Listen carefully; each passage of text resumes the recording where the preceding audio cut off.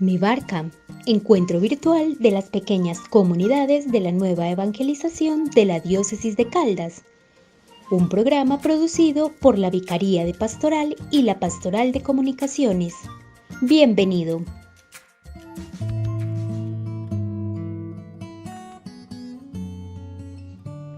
Un saludo muy especial a todos aquellos evangelizados y demás personas que en este momento nos escuchan a través de este programa Mi Barca. Una oportunidad para sentirnos hermanos, unidos en la oración, en la meditación de la palabra y en la formación de nuestra fe. Bienvenido. En Mi Barca, hagamos oración.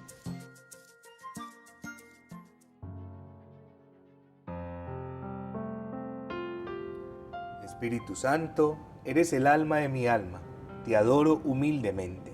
Ilumíname, fortifícame, guíame, consuélame. Y en cuanto corresponde al plan eterno, Padre Dios, revélame tus deseos. Dame a conocer lo que el amor eterno desea en mí. Dame a conocer lo que debo realizar. Dame a conocer lo que debo sufrir. Dame a conocer lo que con silenciosa modestia y en oración debo aceptar, cargar y soportar. Sí, Espíritu Santo, dame a conocer tu voluntad y la voluntad del Padre, pues toda mi vida no quiero ser otra cosa que un continuado perpetuo sí a los deseos y al querer del eterno Padre Dios. Amén.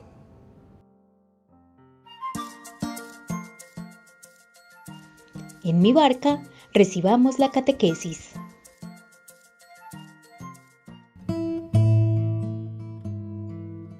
Ahora, mis queridos hermanos, en este espacio de catequesis, inspirados en el tema de la esperanza y fundamentados en la carta encíclica del Papa Benedicto XVI, Spes Salvi, Salvados en la Esperanza, vamos a trabajar un poco el tema del juicio final, como lugar de aprendizaje y ejercicio de la esperanza, como así lo titula también el Papa Benedicto XVI.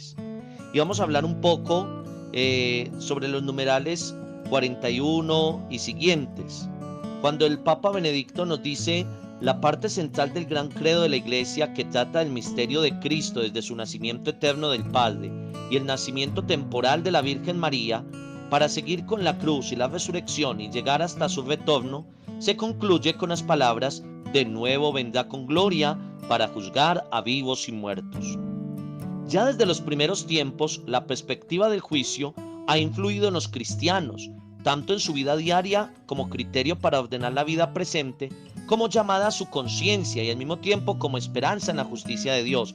Hablamos de juicio, y hablar de juicio final nos ayuda a cuidar nuestro presente. Debemos de amar, hacer el bien, hacer las cosas bien, pero también tener esa conciencia. Un día pasaremos por ese juicio, pero no de una manera terrorífica, con miedo, con angustia, sino desde una perspectiva esperanzadora. Y como diríamos, como dice el Papa Benedicto, también como esperanza en la justicia de Dios. La fe en Cristo nunca ha mirado solo hacia atrás ni solo hacia arriba, sino siempre adelante, hacia la hora de la justicia que el Señor había preanunciado repetidamente. Así como nuestra vida, no nos podemos quedar solo mirando hacia atrás o solamente mirando el presente, también tenemos que mirar nuestro futuro. Pero recuerden, hermanos, con esperanza. Este mirar hacia adelante ha dado la importancia que tiene el presente para el cristianismo. Para construir el futuro tenemos que cuidar nuestro presente. Hay una cosa muy interesante que nos menciona el Papa Benedicto XVI y tiene que ver con la iconografía cristiana y con la arquitectura religiosa. Dice: en la configuración de los edificios sagrados cristianos, que quería hacer visible la amplitud histórica y cósmica de la fe en Cristo, se hizo habitual representar en el lado oriental al Señor que vuelve como Rey, imagen de esperanza, mientras en el lado occidental estaba el juicio final como imagen de la responsabilidad respecto a nuestra vida, una representación que miraba y acompañaba a los fieles justamente en su retorno a lo cotidiano. En el desarrollo de la iconografía, sin embargo, se ha dado después cada vez más relieve al aspecto amenazador y lúgubre del juicio, que obviamente fascinaba a los artistas más que el esplendor de la esperanza, el cual quedaba con frecuencia excesivamente oculto bajo la amenaza. Mis queridos hermanos, cuando pensemos en el juicio, no nos dejemos llevar de esas tendencias apocalípticas que piensan en el juicio de una manera angustiosa, No, pensemos en el juicio de una manera esperanzadora. Seremos juzgados en el amor. Y sigue diciendo el Papa Benedicto XVI: en la época moderna, la idea del juicio final se ha desviado. La fe cristiana se entiende y orienta sobre todo hacia la salvación personal del alma. La reflexión sobre la historia universal, en cambio, está dominada en gran parte por la idea del progreso. Pero el contenido fundamental de la espera del juicio no es que haya simplemente desaparecido, sino que ahora asume una forma totalmente diferente.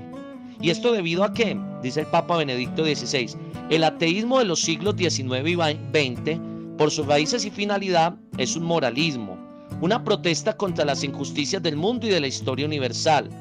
Un mundo en el que hay tanta injusticia, tanto sufrimiento de los inocentes y tanto cinismo del poder, no puede ser obra de un Dios bueno.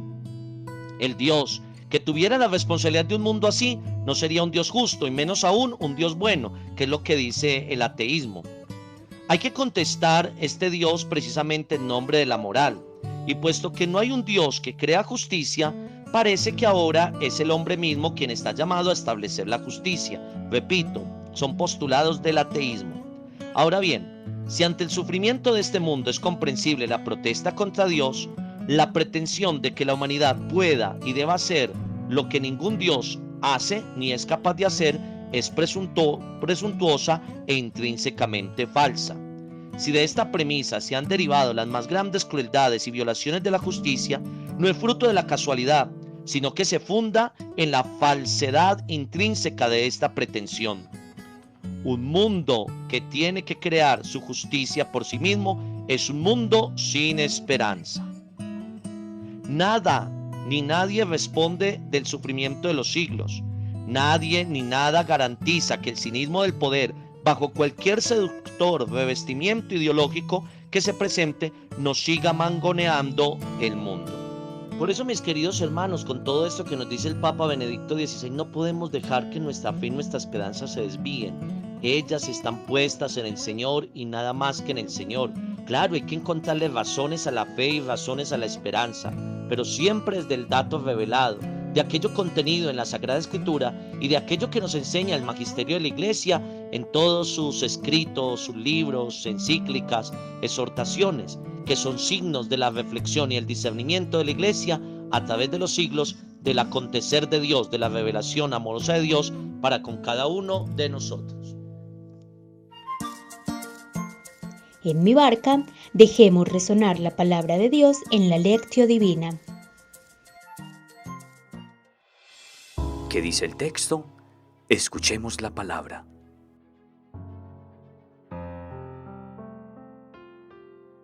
Escuchemos el Evangelio de esta solemnidad del cuerpo y la sangre de Cristo, tomados de San Marcos en el capítulo 14, versículos del 12 al 16, 22, 26.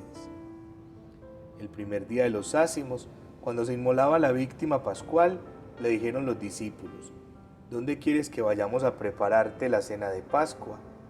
Él envió a 2 discípulos encargándoles: vayan a la ciudad y les saldrá al encuentro un hombre llevando un cántaro de agua, síganlo, y donde entre, digan al dueño de casa: dice el maestro que dónde está la sala en la que va a comer la cena de Pascua con sus discípulos. Él les mostrará un salón en el piso superior, preparado con divanes. Preparen allí la cena. Salieron los discípulos, se dirigieron a la ciudad, encontraron lo que les había dicho y prepararon la cena de Pascua. Mientras cenaban, tomó pan, pronunció la bendición y lo partió y se lo dio diciendo: tomen, esto es mi cuerpo. Y tomando la copa pronunció la acción de gracias, se la dio y bebieron todos de ella. Les dijo: esta es mi sangre, sangre de la alianza que se derrama por todos. Les aseguro que no volveré a beber del fruto de la vid hasta el día en que beba el vino nuevo en el reino de Dios. Después cantaron los salmos y salieron hacia el monte de los olivos. Palabra del Señor. Gloria a ti, Señor Jesús.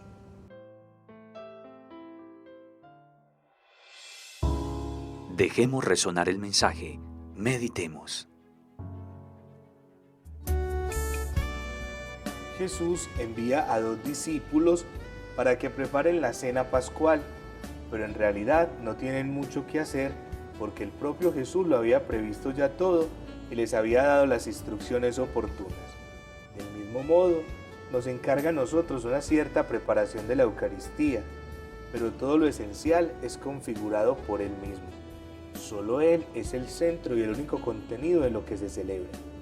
En este centro la comunidad no tiene nada que hacer. Este centro es para ella siempre algo completamente imprevisible y grandioso, que Jesús toma un pan ordinario y lo parte diciendo: tomad, esto es mi cuerpo. Y casi más incomprensible aún es lo otro, que tome el cáliz y lo dé a beber a sus discípulos con estas palabras: esta es mi sangre, sangre de la alianza derramada por todos. Dice esto cuando todavía está sentado a la mesa con ellos, con lo que anticipa ya el derramamiento de su sangre. Y como habla de la sangre de la alianza, Jesús remite al origen de la alianza en el Sinaí, de la que se informa en la primera lectura de esta solemnidad, pero muestra también cómo esta antigua alianza queda ampliamente superada en una nueva alianza. La segunda lectura de esta solemnidad indicará la distancia que existe entre aquel comienzo y esta plenitud. Pero ambas lecturas muestran que Jesús, mediante la institución de la Eucaristía, lleva a plenitud la obra de su Padre, y esto en el Espíritu Santo, pues Él mismo se ofreció como sacrificio en la cruz en virtud del Espíritu Eterno. Por eso la solemnidad del Corpus Christi es una fiesta inminentemente trinitaria. Meditemos con las siguientes preguntas. ¿Soy consciente de la presencia real de Jesús en la Eucaristía? ¿Qué significa para mí esto? Cuando oigo las palabras de la consagración del sacerdote sobre las especies sagradas, recuerdo que son las mismas pronunciadas por Jesús que se actualizan en ese mismo momento y lugar. Esto me lleva a ver y a vivir de forma diferente la Eucaristía. Se entrega por muchos. Entiendo que la Eucaristía es también sacrificio y entrega de Jesús y que lo hace también por mí. Oremos con la siguiente canción. Aquí presente en forma real, te pido un poco más de fe y de humildad. Quisiera poder ser digno de compartir contigo el milagro más grande de amor. Milagro de amor tan infinito en que tú, mi Dios, te has hecho tan pequeño y tan humilde para entrar en mí. Milagro de amor tan infinito en que tú, mi Dios, te olvidas de tu gloria y de tu majestad.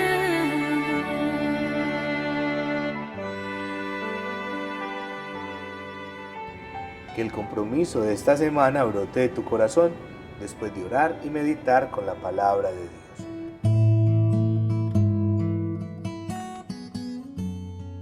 La esperanza no solamente nos ayuda a mirar las cosas presentes, las realidades del hoy de nuestra vida de una manera distinta, sino también nos ayuda a mirar el futuro con ánimo, con gozo. Nos ayuda a soñar, a tener anhelos, a esperar, como la misma palabra lo indica, a luchar por nuestros sueños y por nuestros ideales.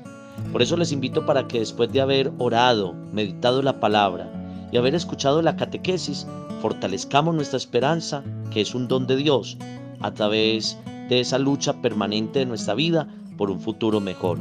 Aunque a veces las realidades de la vida y el hoy de nuestra historia nos planteen cantidad de situaciones que llevan a la desesperanza de muchos, nosotros los creyentes mantenemos firme nuestra fe y nuestra esperanza en el Señor. Dios les bendiga y que la Virgen y San José les acompañen.